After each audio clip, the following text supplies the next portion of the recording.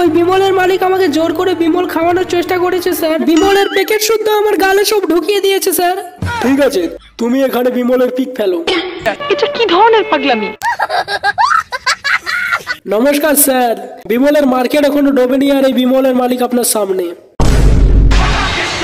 বিড়ি খাওয়ার আলাদা স্টাইল আছে, প্রথমে পকেট থেকে বার করো, তারপরে জ্বালাও, তারপরে মুখে দাও। বিমল সেই সুযোগটাও দেয় না, পকেট থেকে ছিঁড়ে সোজা মুখে। আপনি বিড়ি খেয়ে কি ছিঁড়ে বোঝা বেঁধেছেন? এই যে কোথায় কোথায় বলো না বিড়ি খেয়ে কি ছিঁড়ে। আমি সিঁড়ির নিচে বিড়ি খাই, তারপর পায়খানায় যাই।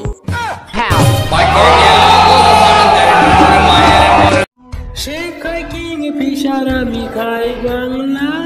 চাই না শুনতে সে গরিবের কান্না। চানাচুর দিল খেলি, কি করে তাকে বলি, কেএফসি কিনতে পারবো না।